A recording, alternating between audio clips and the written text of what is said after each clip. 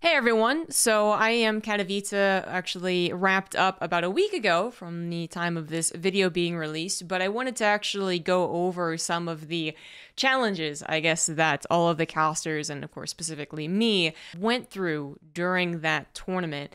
Now, I'll preface like this entire video by saying that I think we all did a really good job, and this video, if anything, is more a video about how much I don't know, respect and just admiration I have for my colleagues and myself to a degree for the job that we ended up doing when so much was working against us. And I also want to throw it out there that this is not some like target hit on, Intel or rather ESL or anything like that, but just that there was a lot of things that kind of worked against us to deliver, I guess, the finest primo product ever. And some of it was kind of understandable that it was out of people's control, or it kind of looked like it'd be good but ended up not being good.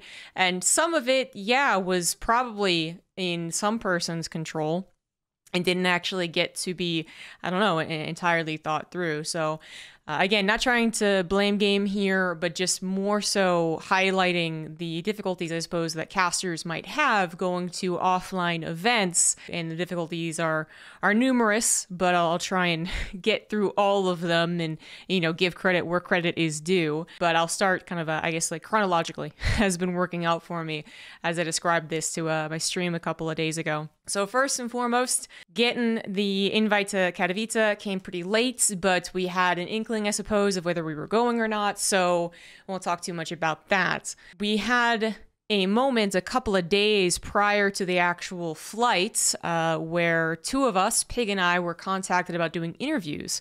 And while we were I was kind of expecting, because I knew they were having trouble finding someone to replace Smix for the first couple of days, I still found it overall kind of funny, but I was up for the challenge. Interviews or something that we have been doing, so it's really not that far out of left field, and I think that for the most part all the commentators are very comfortable with players, so especially if we have them kind of more in a one-on-one setting, it's not as awkward as perhaps the online interviews have made it look. So Paige and I were up for the challenge. We tried to have a discussion, but with time zones and how close it was to the event, we basically never had that discussion, but that's okay. So about Sunday, I think it was Sunday, I am getting on the plane to go to Katowice, and for me personally, there's a couple of stressors that just usually don't exist going into a tournament. I'm usually like just ready to go and really excited and really happy and don't really have any worries. Other than, I guess, where my cats are staying, but that's usually no big deal. This time around, though, my mom did have a stroke a month ago, and that is just going always to be on the forefront of my mind, like how she's doing, if she's going to have a repeat, lots of basically stressors. Then there's also this thing about Russia kind of hanging around Ukraine and being ominous that was, weighing on, I think, all of us even before the actual war started. And then additionally, there was actually poor weather reports of Europe going over Europe. There was a big old storm. So there was a question of whether or not the flight was going to be easy, if I was going to have to stay somewhere overnight and be a little late to rehearsals or anything like that. So yeah, more stress than usual, more anxiety than usual, just going into Katowice. But you try and keep your head down, you try and just focus, and that's what I tried doing. So fortunately, the flight was really easy. There was a delay in my layover, but that's okay. So we get into the green room. It's this huge green room, and it actually looks kind of cool initially, but there's actually reasons why it wasn't cool, and I'll get into the detriments later on. But everyone's there, and we talk about backup plans, this, that, or the other, and eventually it kind of glosses over me and Pig, and they're like, okay, you guys are going to be doing interviewing and hosting. Now, initially, I thought they were just kind of incorrectly saying what we were supposed to do, kind of mixing the two terms, right? But after a little bit of a conversation, they get back to us, and I'm like, what do you mean by hosting? And they actually meant stage hosting. So that was a big surprise. I would say that I'm just not ready to stage host, but the situation was a little screwy, to be honest. Like, it just was one of those situations where like everyone's in the room, right? Like the production, the talent, your bosses, if you will, and then they were like, you can do this, right? And so you're sitting there and you're like, yeah. Like, there's not much else to say, but I do make it clear that they are asking for a very different skill set than what casting or interviewing or desk hosting even is. Stage hosting is its own little beast there, right? So, we go through a couple of rehearsals about some things that actually didn't even end up going on to the broadcast, but we did even rehearse the kind of walking on stage saying, this is blank, let's go get them. And I did not feel good about any of this. I hated some of the ideas straight up for just the fact that they were maybe not the best ideas in my opinion, and I voiced them politely. And then I also hated some of them because I really didn't want to be stage hosting. I really didn't want to do it. So I can't go to sleep that night, and I end up going to the gym at like 5 a.m. and just trying to get myself tired. Doesn't work. Wednesday morning, I'm tired and anxious, and I talk to Pig, and just big shout out to Pig in general. I think Pig actually has been in some ways, like, I'll get into the obvious ways that he's been a real bro during this tournament, but also there's some ways that I won't get into, but just know that Pig actually, he stepped up a lot in this tournament, and just big respect to him, all credit to him. So I talked to him and said, like, I'd love to do interviews like all day today, and then honestly, I really don't want to do tomorrow. And he was so nice about it. I think he could tell that I was anxious and I just didn't want to do it. And he was like, yeah, no, it's okay. Like, I'll do it all tomorrow. And he made it sound like it was really like, beneficial. He was like, we'll get into the groove and we'll, not worry about changing jobs. And, he made it sound like it made sense, but I feel like it was truly just him covering, basically. So maybe he thinks differently, but just, again, big shout out to Pig.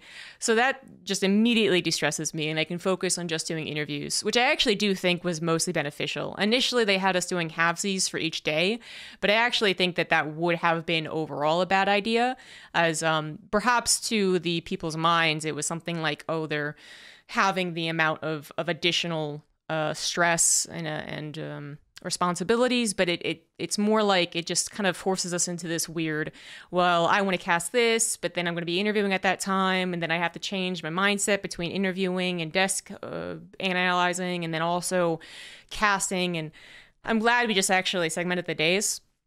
So the interviews I thought went pretty well. There was a lot of things that I wanted to study that I couldn't, and not for a lack of time, although that would be an issue for the other days, but just because you actually can't find SMICs like interviewing the guys on the couch. They just like, they delete from the YouTube VODs, right?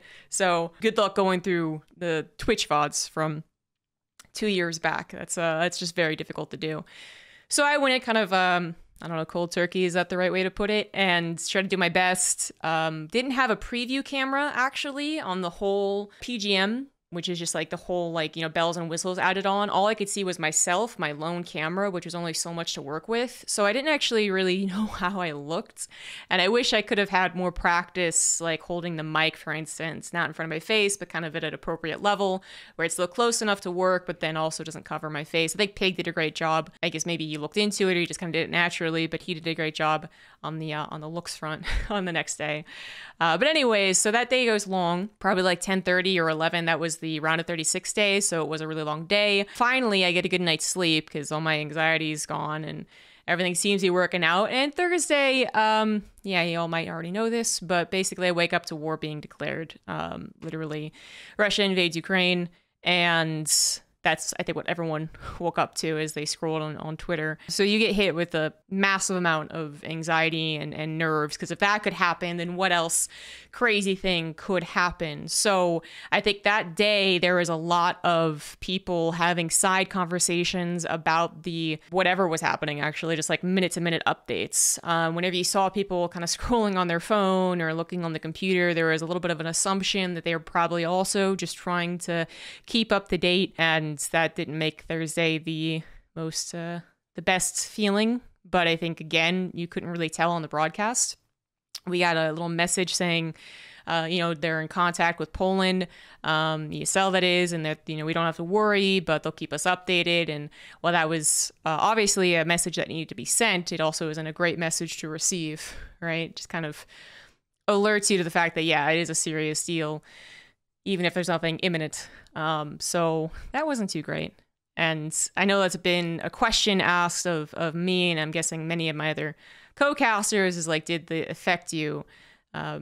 the war that was, you know, bordering the country that you're in? And the answer is absolutely yes. Yes, it did.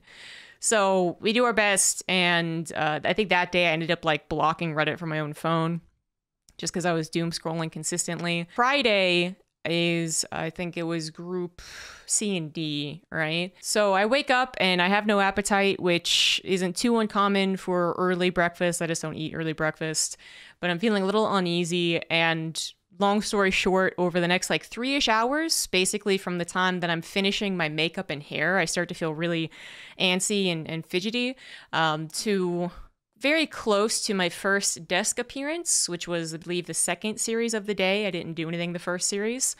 I had an anxiety attack during that entire time. So I don't know, it probably lasts like an hour and a half to 2 hours. You know, I did everything in my power to try and calm myself down. I went and tried to find a lone place to just chill and listen to music, and that didn't work. And this is where I get to describe how the green room actually ended up being so not beneficial to the purpose of a green room.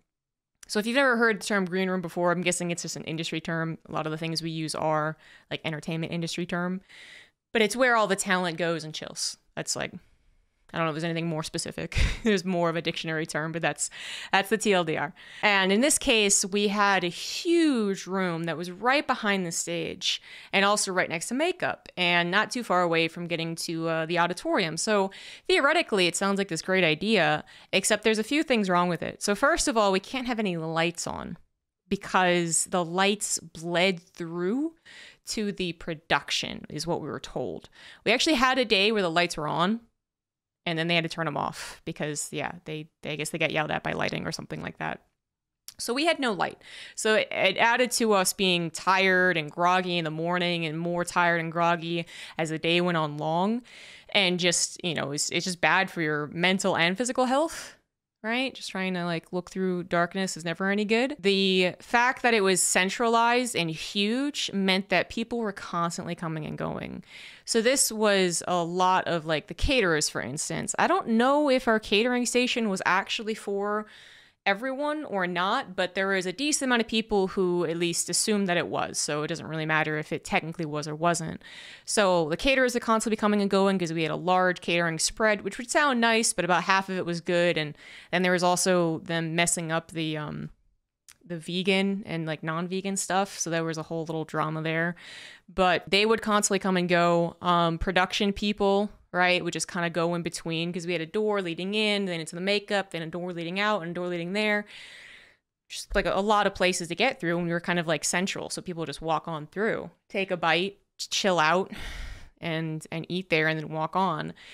And then we also had a couple of people who I'm going to describe as randos. And I apologize if anyone was watching this video, but basically people who are not supposed to be in there, right? So it's talent and they're plus ones.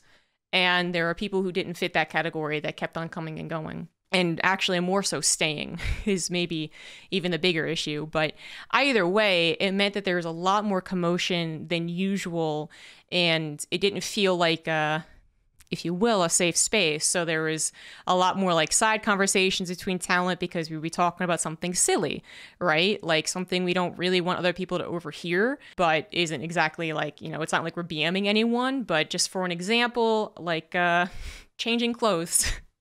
Like we talk about changing clothes, or would be like, oh, I wish you could just do it right here. Because honestly, that stuff would happen in the green room. You know, you'd pick a corner, you'd change out of whatever you wanted to change out of, and people would politely be like, you know, like that type of stuff. And you just couldn't do that when it was a huge room. So while I was having this anxiety attack, it just was compounded by the fact that like everyone was coming and going. There was no little dark, you know, silent room. It was near the foreign language casters. It was near the bathrooms where people were constantly going to, obviously. There was no spot that wasn't like couldn't be seen. So while I'm having this anxiety attack and like taking deep breaths and trying not to throw up and trying not to cry, people are like staring at me, and I'm pretty sure about half of them were legitimately staring at me and half of them probably didn't care, but it still felt like it, right? So I'm having, you know, straight up not a good time. And, you know, poor pig tries to ask me how I'm okay, and I just can't even speak. I know if I open my mouth, I'm just gonna like burst out crying. So I just kind of shake my head. And again, he's a bro and just was like, not good, huh? And then left me alone.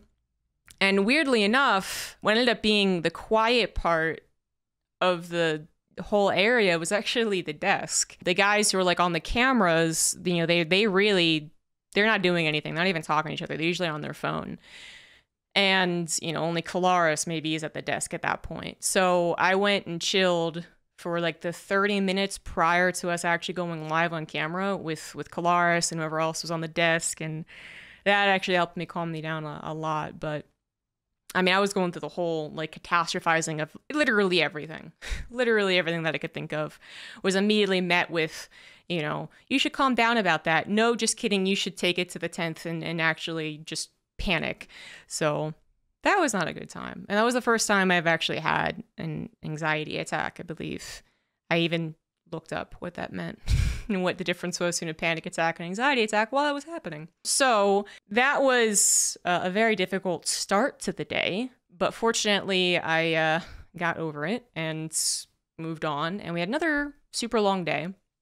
But it was very clear that the days were starting to wear on all of us. So not only was there all of the general world anxiety and each of our own individual, I guess, trials, right? We also just weren't getting any time to chill, which is, you know, I think was always known to be important, but the evidence laid out for this tournament and how important it is for us to just go back and chill for even just a half hour it's incredible. Like, I'll always remember the IEM Katowice and how wound up each one of us felt, because we'd get up, eat breakfast, get on the shuttle 8:40 to be there by 9:10, work the entire day, get back around 10:30 to 11:30, which left about 8 hours of sleep if you went to bed immediately, didn't go to the gym, didn't have like kind of one of those de-stress moments where you watch TV and, you know, did skincare routine or something like that, right?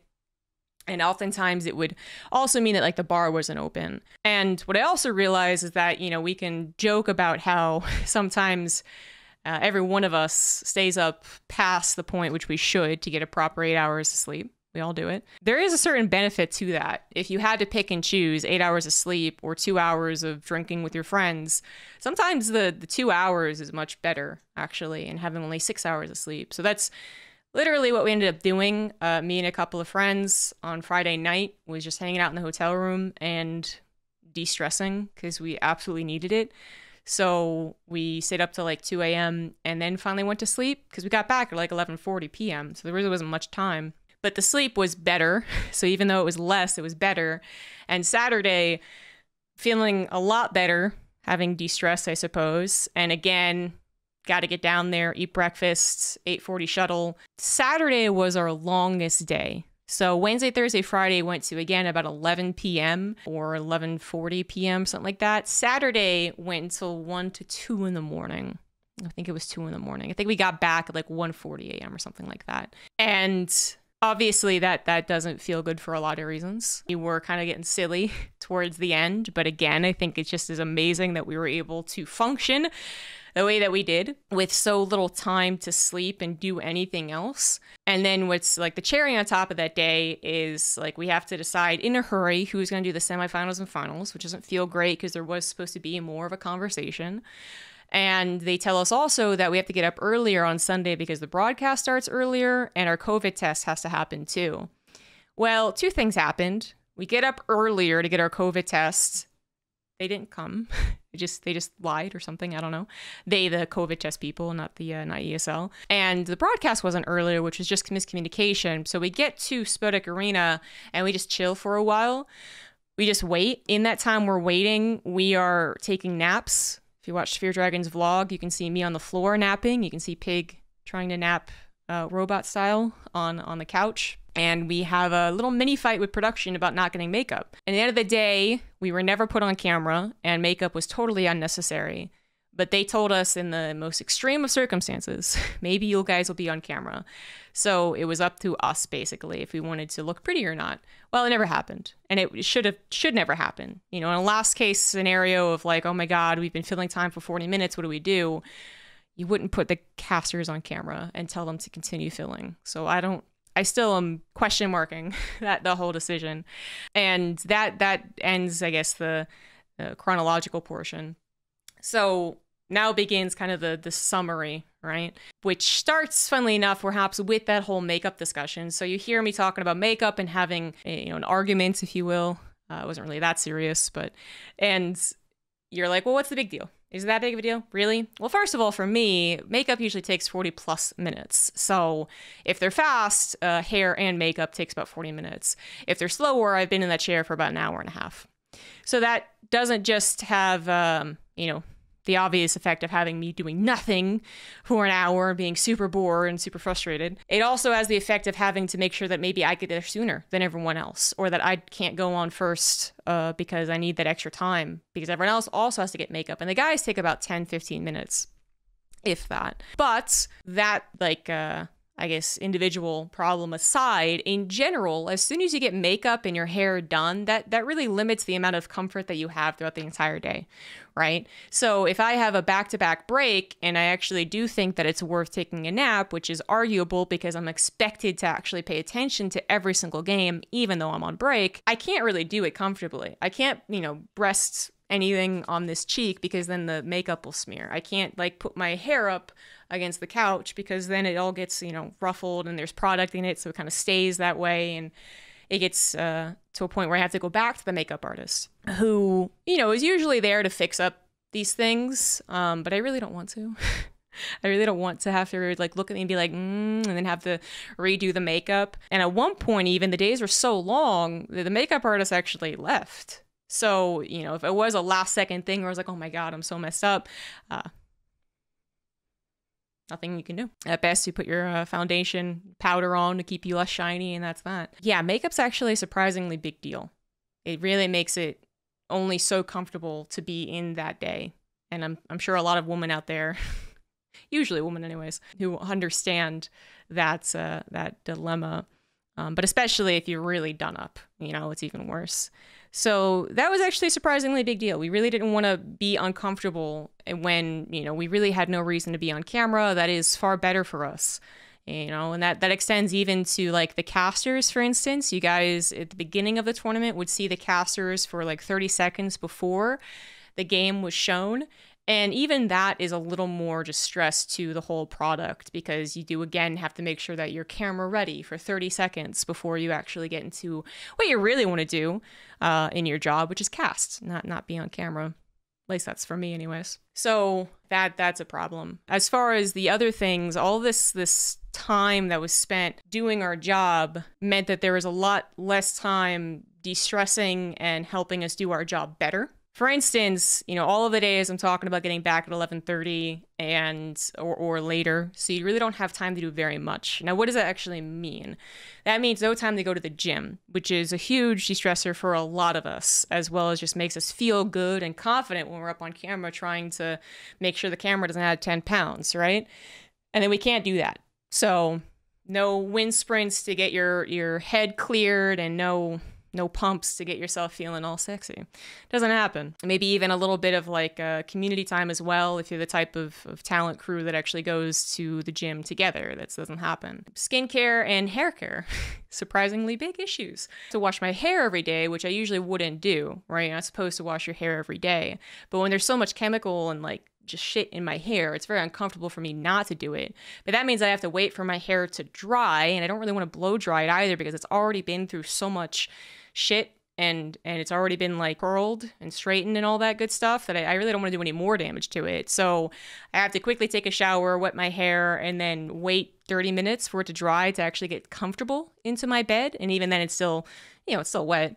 But fortunately, I'm kind of used to that. Can't do any skincare stuff. So this is, again, perhaps is it that big of a deal? Well, think of it more as going to bed and having your little 30 minutes of television, 30 minutes of reading a book. Some of you out there, you do your skincare routine. Maybe you do a little yoga, maybe 20 minutes of stretching. All these things that kind of put your mind at ease and actually get you prepared to go to sleep as well. Just can't be done. So you feel worse because you're not doing your workouts, you're not taking care of your body, your hair and your face. So you feel worse. And fortunately, the makeup covers most of it, but you still don't feel super great. Can't hang out with your friends and talk about the problems that are happening and kind of just, let it all go. The tiny problems You just talk them out and then, okay, you're good. None of that. So especially with everything happening in the world, it was more just like either talk about it during the workday and thus make everyone really anxious or bummed out, or don't talk about it at all. Just internalize it. Just suck it up, you know, which isn't great either. You don't get any chance to really think about the cast or do any studying prior to the day. So for instance, for groups A and B, I would have done a little more studying because suddenly there's a new player locked into that 6th slot. Couldn't do that. Had to kind of just go with it. So also couldn't do any VOD review. If I was like, did I really do a great job? Did that convey the sentiments I was hoping to convey? Couldn't check it. Had no idea. What else couldn't you do? You couldn't, for me, like, think even about the day, kind of like go through it and say, like, well, what do I want to focus on for tomorrow? Do I want to be super hyped? Do I really want to bring the knowledge? You know, what game do I want to cast that I think I'd be really good for? Like, you couldn't do any of that. You basically just got back and then went to sleep and then woke up and then did everything over again. And that, I felt like would be... I watched the VODs again, actually, after the whole shebang, and I thought, again, that we did an excellent job despite everything in this 30-minute long video. But I do look at some of those things, and I was like, damn, if I had watched this or thought about it or talked about it that day, I think I would have been better on the next day. It's a really small thing, for instance, that I might have done better had I had more time to really think things through.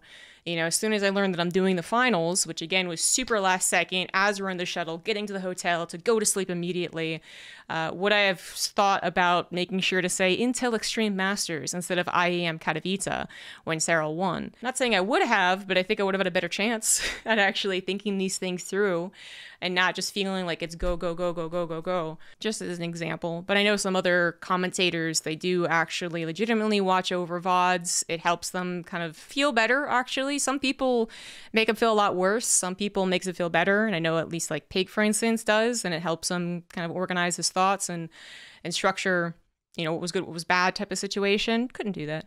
Could not do that. So, yeah. Again, overall, just a really, really tough tournament for the commentators. And of course, not even talk about the players yet, but obviously we were all bummed that the players were forced to stay up until post-midnight. Even staying up till midnight, you know, was already a bummer. But post-midnight as well, Bunny and Rogue was just... It's not ideal, I'll tell you that much. It's actually the goal of the World Championship to have the MLG stamina days. So that affected them, of course, too. So yeah, it's actually quite amazing, I guess, to summarize the whole events, that it looked as good as it did, actually. Again, I watched the VODs and I had my own feelings on how I did, good and bad, but I watched the whole event and I thought, wow, it looked really good. You know, we all looked cheery and happy and had some fun and brought some great casts. I think all of us worked really well together. As far as I could see, the community input as far as Twitch and most of Reddit was positive on all the commentators, which actually doesn't happen too often, I would say. It just felt like altogether there was actually this positivity around IEM Katowice, which is fantastic. That's what's supposed to happen. And again, I think we did a great job. Watching my co-commentators do a great job. The production didn't actually mess up, which would have been the one thing missing, right? There was just the referee drop at the finale, and that's just unavoidable. It happens. But there wasn't any sound issues that I know of, or bitrate issues, or anything like that. So it all looked really great. And I think this was obviously an incredible tournament with the amount of great games that we were able to get. But I kind of wonder, I guess, over the last week, and I've been able to think about this type of stuff, I do wonder what it would have been like if we had time, even just an hour, where we talked to each other and discussed, you know, how we're going to approach this or that, or who's going to do this or that, as opposed to, you know, getting to the green room, lying down on a couch, and then Wardy being the dad and making us actually schedule ourselves into the day. Because we just be like, yeah, whatever, man. All StarCraft's good StarCraft, right?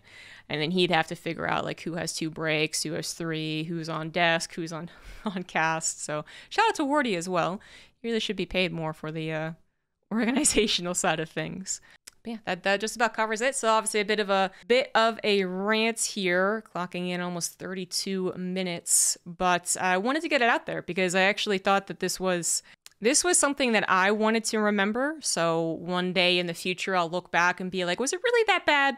And then ZombieGrub here will be like, yes, yeah, it actually was like really difficult. Don't forget, just because the whole thing was amazing, don't forget the little things behind the scenes. And then also what I would really want to focus on, given the same restrictions, shall we say, that we had this time around. So I would honestly, honest to God, I would tell a talent manager, have like 6 beers waiting for us in the hotel lobby. And I'm forcing all of you guys 30 minutes of talk time. Go. I would be very close to doing that because we were sorely missing it. The week went by so fast and it felt like nothing but work. Great work, amazing work, fun work, sure, but definitely not like it was in previous years or previous tournaments either. I mean, comparing this to the season finals in Sweden, I won't go into detail, but basically Sweden was super, super easy in comparison to this. So I'm sure there's a middle ground somewhere, but did not hit it for IEM Katowice. At the end of the day, I hope you guys all enjoyed it and that you agree that it was a fantastic tournament, run really well, cast very well, fun time all around. I do hope that it was a little bit of escapism for basically the world as we all worry about these things. If you have any comments or questions, feel free to post them down below. I might do another video soon about my thoughts on my particular casting, which is a whole nother thing. But that is the story of Katowice for, I guess, the commentators and hosts, as well as, I guess, specifically me. So I don't want to say too much on behalf of my co-commentators and how they felt. I just know that for me, it was very stressful, lots of anxiousness, and sorely lacking the social aspect on the behind the scenes side. It is what it is. Thanks for watching, and I'll see you guys later for probably more StarCraft 2 ladder. Bye-bye.